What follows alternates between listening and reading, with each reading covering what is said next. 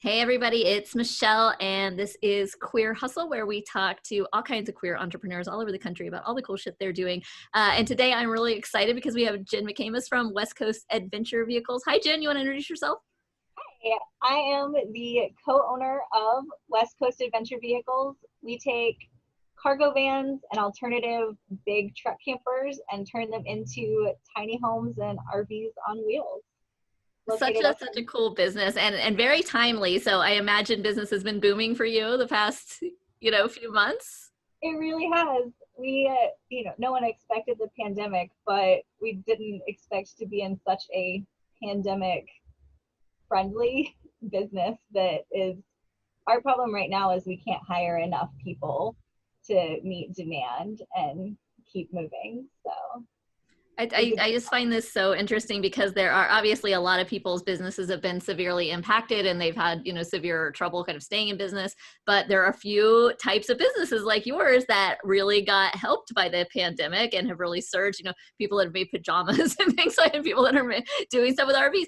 So do you deal with any like weird feels about the fact that other businesses are struggling, like while your business is booming? yeah, it's been the conversation. I run the business with my life partner.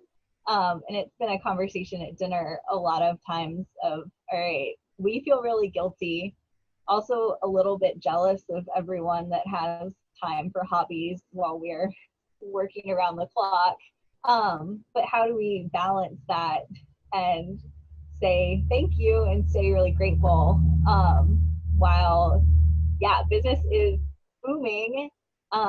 We've been giving a lot back to our community with resources that we are lucky to have. And we're trying to keep doing that while other people are still struggling, especially up here. We're in the middle of the pandemic. We also had another wildfire in Butte County. And so many of our neighbors are without homes and areas are burned.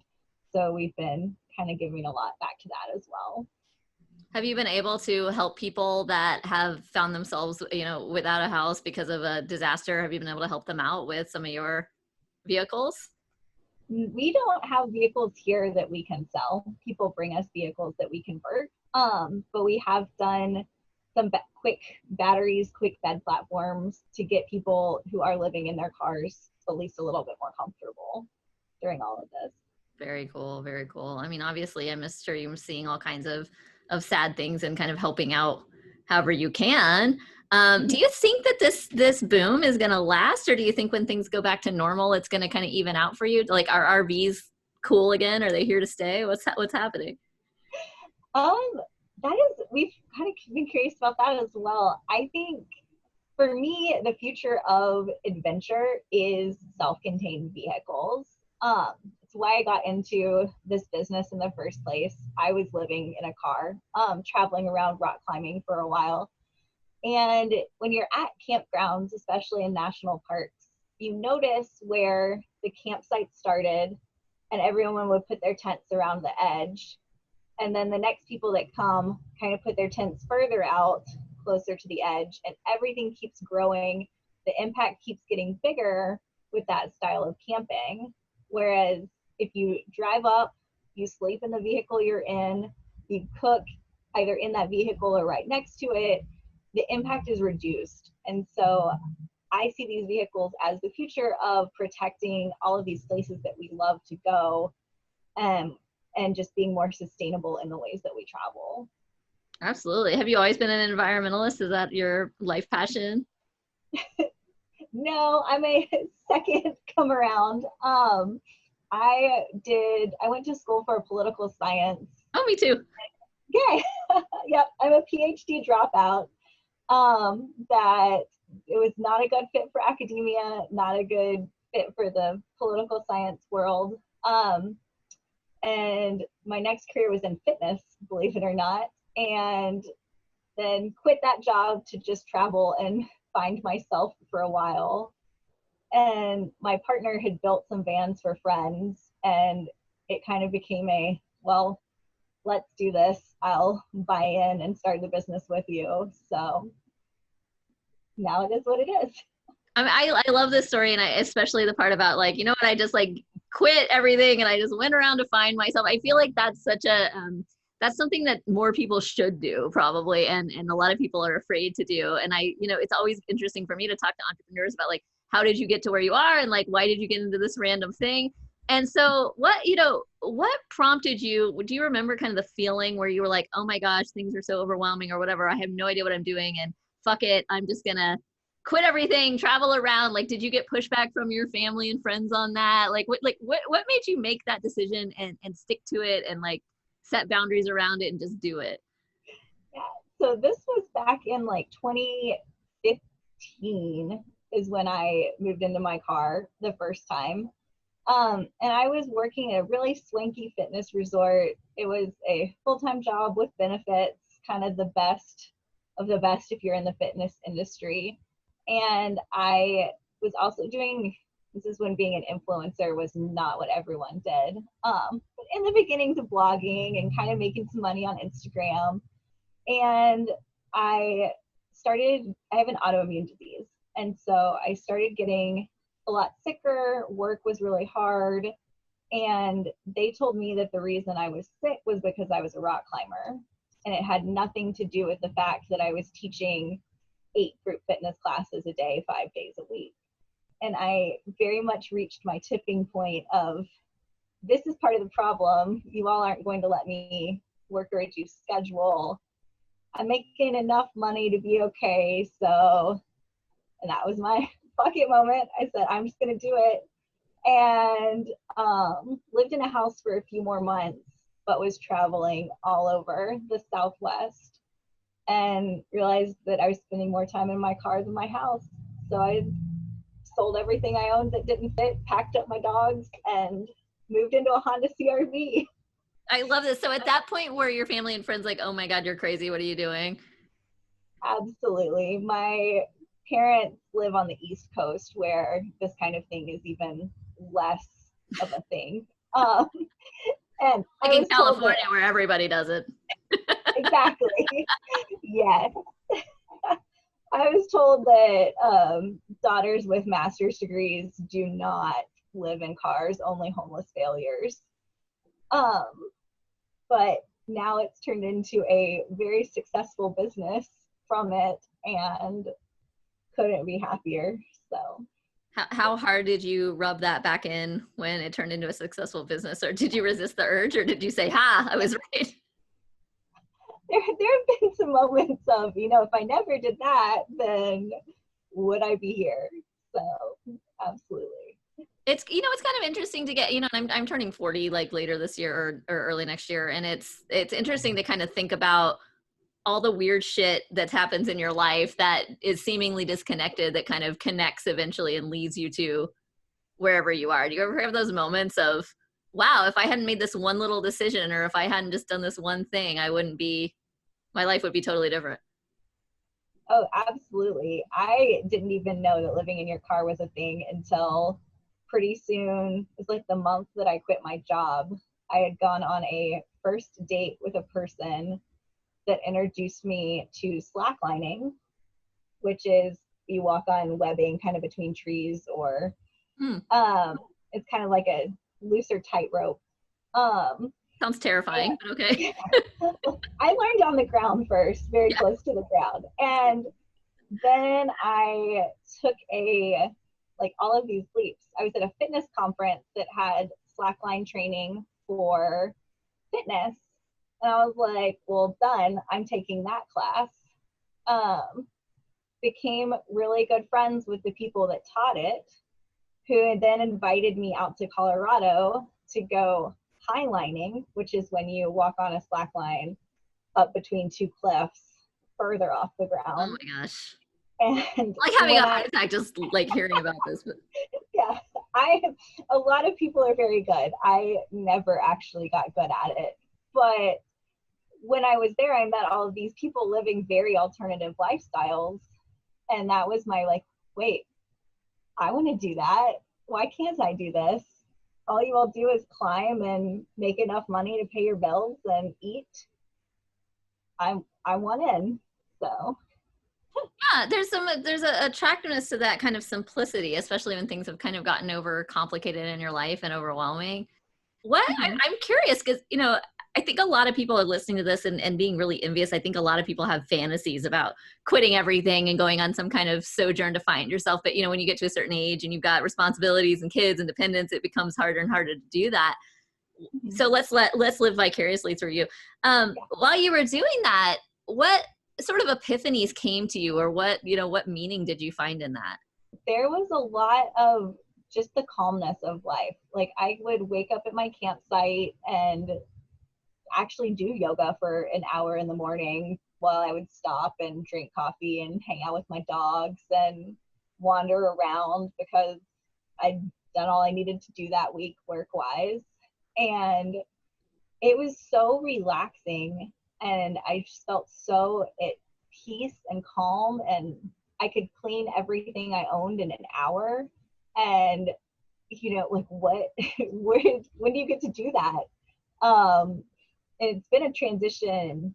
We kind of went full scale the other way when we started our business of entrepreneur startup hours, where you work 100 hours a week and don't do anything fun.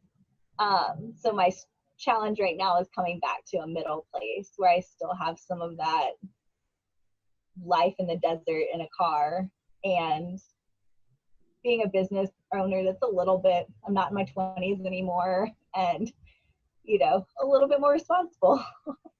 Yeah, absolutely. I mean, was there a moment where you just kind of got to the end of your zen and were like, okay, I'm bored, I'm ready to do more stuff again?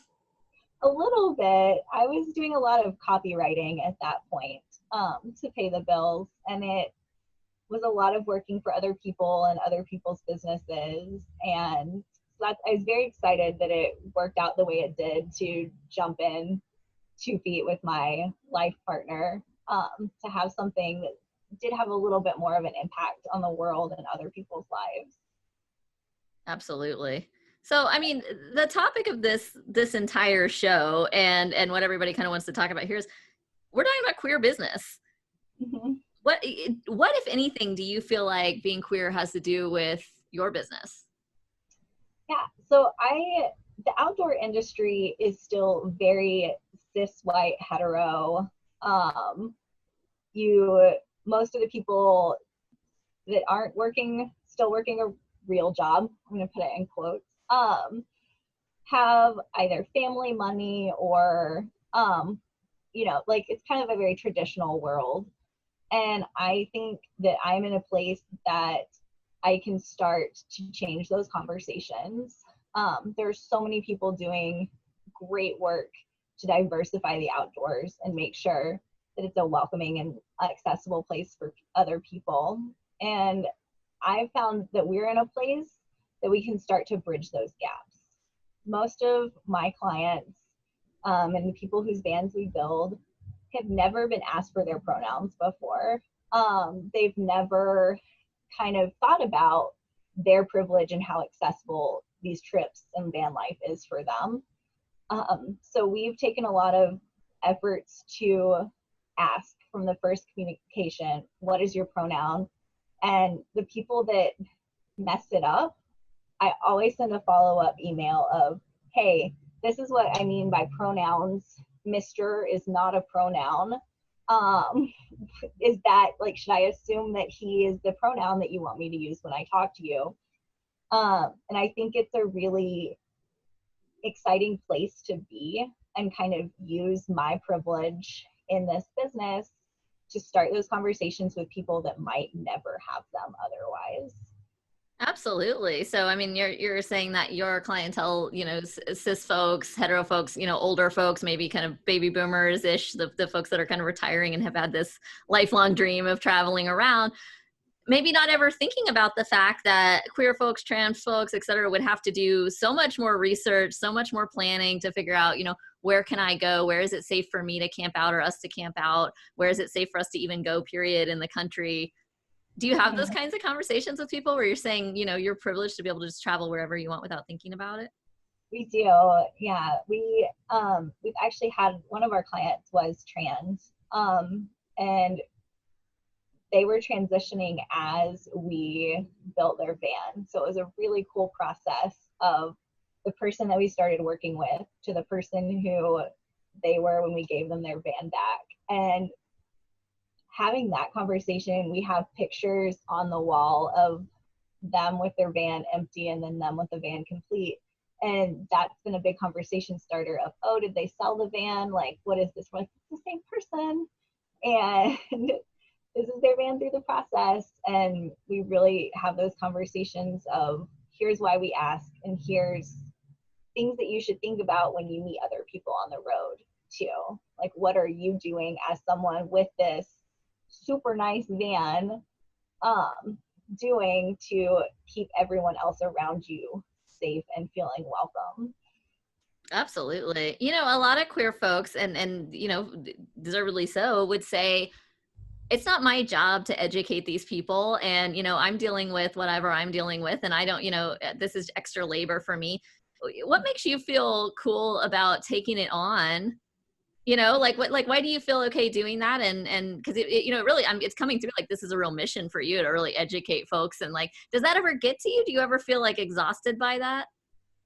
Occasionally, I think I am in a position where I am in a monogamous partnership with a heterosexual man. And so I appear on the surface as we're a traditional straight hetero couple. And so I don't have to do as much of the work as some people do in just daily life. And so I'm glad to be able to kind of take on some of that work from the comfortable position I'm in now. And, you know, it might bother me more if I was in a different situation, a different relationship. But for now, it feels really good to be able to do that kind of work. Yeah. You know, for a lot of us who are bisexual, pansexual, queer, however you want to define it, but date, you know, all genders and then are sometimes in these straight presenting relationships. Yeah, I've heard this kind of, and I've felt this too, as somebody in that category, both ways. Like sometimes it feels like a lot of privilege because you can be straight passing and you can go in, you know, walk down the street and not worry about it and be in straight passing places. But sometimes it feels like a lack of privilege because it feels like erasure. Do you experience that both ways or more one way or the other? I do experience it both ways. Sometimes I feel like I have to come out to people kicking and screaming, like, I'm not straight, I promise. Like, this is my relationship right now, but I am still very pansexual and queer. And I feel like I need like a lookbook of like, here's all the people I do love and have loved. I'm just not in a sexual relationship with them right now. So yeah, I feel that a lot. I'm laughing because I identify with that so much, and sometimes it's like, yeah, here's pictures of me and my ex-girlfriends, you know, just so you know, and like I have to, especially, you know, as I'm getting more public facing, and people are like, oh, I see you with a guy, are you in queer? And it's like, okay, look back through the Instagram a little further, you know, or whatever. And it's, you know, it's super weird to just like come out over and over and over again and almost have to justify your queerness to people. And sometimes it is easier just to kind of recede into a straight passing situation. Do you ever just kind of like want to take a break from it and be like, all right, today I'm not even talking about this? Yeah, and I think those are the days that I lay a lot harder into, I'm going to make these conversations more normal. Like, damn it, we're going to ask pronouns. We're going to not assume people are this way so that, you know, maybe I'm not having kids, but my brother just had one. So like my nephew's world can be a place where you don't have to have that fight of, please see me for who I am, not just that, like, don't put me in the box that I don't want to be in and I don't belong in.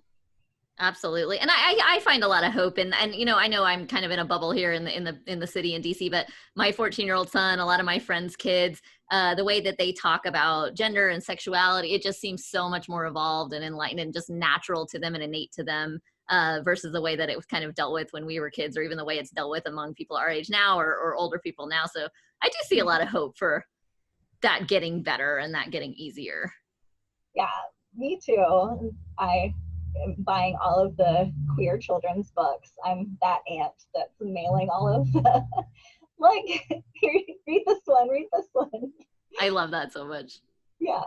So there's a lot of people that watch this and listen to this that are aspiring entrepreneurs, that aren't entrepreneurs yet, that want to be. This is kind of a scary time to start. I work with a lot of startup entrepreneurs, and I'm finding this year, especially, it's a lot of people are scared to take the leap right now, and they kind of want to wait till someday, wait to see how things shake out. What would you say to somebody that's listening that is kind of on the fence about whether they should start a business or not?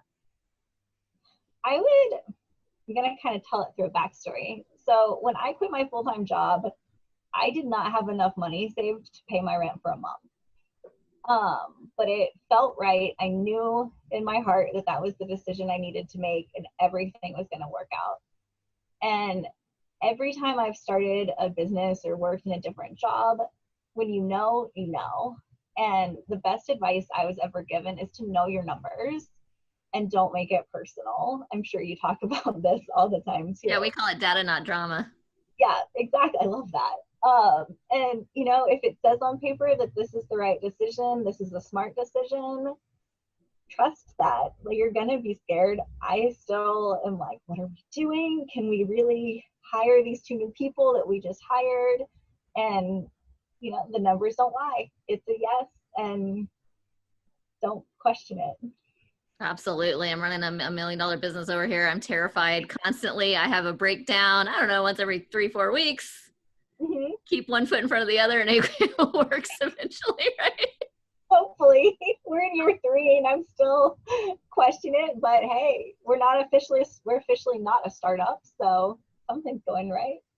I love it so much. Adventure indeed. Adventurous all the way around. And I love that so much. Jenn McAmis, West Coast Adventure Travel, thank you so much for joining us today. Thank you. I've had so much fun. Thanks for having me. All right. We'll see everybody next time. Bye.